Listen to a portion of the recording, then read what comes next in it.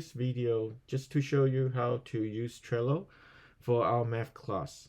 Now in this year, I designed to use Trello uh, to monitor our progress on our learning, especially in terms for homeworks. Because I know it's been a headache or a problem for everyone to keep a track on your homework progress. Sometimes you forget to do this, sometimes you left something for too long, which I keep on bothering you, asking to finish. So we'll try something different. Now, this is my view for Trello. I'll go over on how I do it first, and then I'll switch to your own view, and just to show you how you should operate from your side. So, in the Trello program, we have this long list. It's called a list, and that represents different stages of a project or of a learning process, right? So for our math class, I've designed 5 important stages or the list that you need to pay attention to. First is before class. So underneath that, we have several color-coded things that is called cards. All right, these cards can be moved to different stages or different lists, but please don't touch them because they are there as a section title, so you understand anything below the color-coded card belongs to that category. Say for example, we can see here for this week's homework, you first have to check recommended tasks, and then there are some sessions that we already did in the class, and I just want you to finish. All right, so underneath the homework, we have 4 tasks. Now these tasks is a card. Each card represents one single task. So let's open it. Now inside the task or the card, we have members. That means this task applies to you guys, all right, the members within the card. Now, read the description and do what I ask you to do. Say for example, this one, I just want you to check your previous recommended task, which is the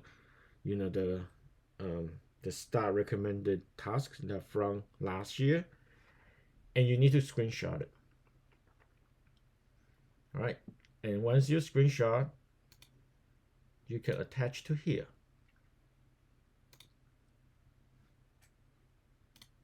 So in that way, I'll have a good track of what everyone's recommended task is. Then I go individually to see what is still needed for you to complete, or I can just tick them off. All right. And then for the next task, it's about factors, which this is the one we've been doing in our class this week. Now, because it is a review task, I'm gonna ask you to finish to the score of 95 or above. The reason is, since it is a review, you should be fairly familiar with the topic. You are able to achieve a higher score. All right, and once you achieve that score, you can click on your name and remove yourself from the card. That means you tick off from the task you completed. Same as the other task. Now for these 3, I set them all to 95 or above. So that's the required for these tasks. Now down here, this section is the assigned task. Now this is slightly different from the task above because these are the new assigned tasks, which means the new topic we've taught in the class, or I asked you to learn for this week. Now because it's a new topic, so my requirements slightly lower. You just need to finish to 85 or above. I'm happy if you are happy to finish to 100, but 85 is all I require. Okay, so again, if you achieve that score, just remove yourself from the card and I know you've completed everything. Keeps a track nice and easy. Now for these 3 tasks, I just separate into 2 groups. So 9A6, lowest common multiple, LCM. Everyone has to practice that. So everyone is in the member for this one. Now, as for 9C3, add and subtract integers, I only require Nat, Daphne, and Tiffy to do it. So C4, add and subtract 3 or more integers, which is 1 level above the previous one. I require Ashley and Maxine to complete it. So this is very clear. Now, once you tick it off, leave the car. Each week back in the class, I'll check if everyone's progress is good, is completing the task. I can just quickly remove that task into the completed topics. Well, in that way, we can accumulate all the topics that we've been visiting, and everybody's been good at it. So we have a clear view of what we have been achieving over the term or over the year. So that's just a very good visualization of what we have done. That's why I like Trello. So determined to use it. All right. So the next step is, let me switch to your user view. So just zoom in the screen. Okay. So on your computer, you go Trello. I think it's .com. Okay. So turn to the view of a user of Trello.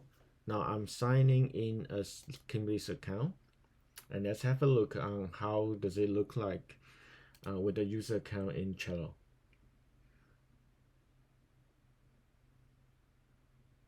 So we sign in using our own Google account. You can maybe won't populate the board just right on your quick list. Maybe you have to go to your workspaces and look at for your guest spaces, because this is the workspace that created by me. So you joining as a guest, I guess that makes sense. Anyway, so in here you're pretty much seeing the same thing as me. Now it's clear that you have different tasks or different cards for you. So you just find your name, go to the ones that you are in, and do the task accordingly. Again, please, once you complete, just tick yourself off. Don't try to remove others, because as long as you are a member of this board, you can remove others, but try not to do that. Otherwise, it becomes very messy.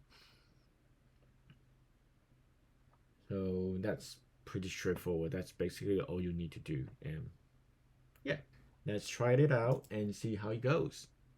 Hope it's simple enough for everyone.